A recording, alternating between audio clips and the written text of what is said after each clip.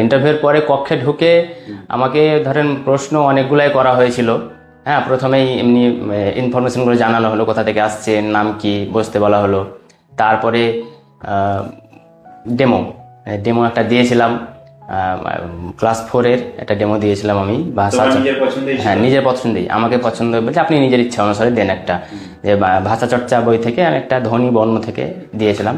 তো যে যে জিনিসটা ডেমো দিচ্ছে, তো আমি আমার ক্ষেত্রে বলছিলাম, আমি অন্য পাসগুলো বুঝতে পারছিলাম, সেখান থেকে কিন্তু যথেষ্ট পরিমাণে কোশ্চেন করছে ওরা। যে আমি ভাষা ধ্বনি বর্ণ থেকে ডেমো দিচ্ছিলাম, ধ্বনি বর্ণ থেকে যা কোশ্চেন হয় সব করলো আমাকে।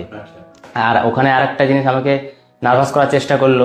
বোর্ডে আমি ঠিক লিখেছি, তা বলছে আপনি ভুল লিখেছেন, আপনি ভুল লিখেছেন, শ্রেণী বানান আপনার হয়নি, যে ওখানে দীর্ঘিকার হবে, আপনি হস্যিকার কেন লিখেছেন। হ্যাঁ, এটা একটা জিনিস। আর একটা আমার ফল্ট ছিল, যে আমরা লিখতে লিখতে যেমন জড়িয়ে লিখে দিই কিনা, যেমন দন্তাস্বটা আমরা জড়িয়ে আমি ওখানে লিখে দিয়েছিলাম। তাও বলেছিল যে আপনার এখানে একটা বাচ্চাদের কাছে ভুল মেসেজ যাবে, যেমন দন্তাস্ব হয় তেমনই লিখবেন, আপনার হ্যাঁ হাতের লেখাটা পরিষ্কার পরিচ্ছন্ন হতে হবে। কারণ আপনি যদি দন্তাস্ব ওরকম করে লিখেন তো বাচ্চারা ভেবে নেবে যে এরকমই মনে হয় দন্তাস্ব। হ্যাঁ, দিয়ে যাই হোক, ওটা একটা ব্যাপার। আপনার হাতের লেখা ভালো আছে ঠিকই, কিন্তু ওই আপনি জড়িয়ে লিখবেন না, সুন্দর করে লিখবেন। তারপরে আবার ডেমোটা শেষ, ওই 2 মিনিট দেখেছিল ডেমোটা। বসতে বললো, বসার পর কোশ্চেন আরম্ভ হলো।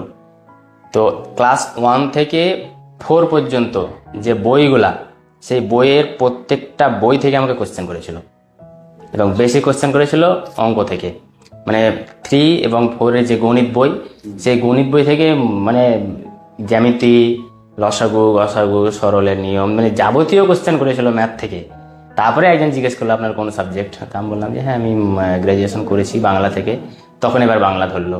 তো বাংলা তো অলরেডি আমাকে করছিল কোশ্চেন তার আগে, যে ডেমোর সঙ্গে সঙ্গে। এবার সাহিত্যে ঢুকলো, দিয়ে রবীন্দ্রনাথ, তারপরে সুকুমার রায়, উপেন্দ্রকিশোর রায়চৌধুরী, এদের। তারপরে স্থানীয় থেকেও কোশ্চেন করেছিল আপনার, মানে মুর্শিদাবাদের, যখন বললাম মুর্শিদাবাদের সাহিত্যিকদের কথা জিজ্ঞেস করলো। এইবার একজন মানে ইন্টারভিউয়ার আমাকে উপন্যাসের লাইন তুলে কোশ্চেন করছে। আমি বলছি যে স্যার এই চোখের বালি উপন্যাস বুঝতে পারছি, কিন্তু আমার কনফিউশন আছে। দিয়ে এবার আর একটা লাইন তুলে প্রশ্ন করলেন যে এটা বলতে পারবো না স্যার, আপনি আরণ্যক পড়েছেন? যে হ্যাঁ পড়েছি। তো এই লাইনটা আপনি কেন পাচ্ছেন না? স্যার আরণ্যক আমি 10 বছর আগে পড়েছি, লাইন তুলে কোশ্চেন করলে স্যার পারবো না, আমি মনে করতে পারছি না। তো উপন্যাসের লাইন তুলে কোশ্চেন করছিলেন। হ্যাঁ, তো ওইগুলো আমি পারছিলাম না ঠিকঠাক, মানে বুঝতে পারছি না যে কোথা থেকে। তারপরে যে কোশ্চেন করেছিল, আমি ধরেন এই 80% উত্তর দিয়েছিলাম। ওই সেই পর্যন্ত 20-25খানা প্রশ্ন করেছিল, আমি ধরেন ওই 16-17টা উত্তর দিয়ে দিয়েছি। তারপরে এবার ঢুকলো সাম্প্রতিক থেকে কোশ্চেন করছে এবার, মানে যথেষ্ট সময় নিয়ে আমাকে কোশ্চেন করছে। মানে বর্তমান শিক্ষামন্ত্রীর নাম কি, আমাদের রেলমন্ত্রীর নাম কি বর্তমান, তারপরে রাজ্যের শিক্ষামন্ত্রীর নাম কি, কেন্দ্রের শিক্ষামন্ত্রীর নাম কি, ইত্যাদি ইত্যাদি সব কোশ্চেন করলো।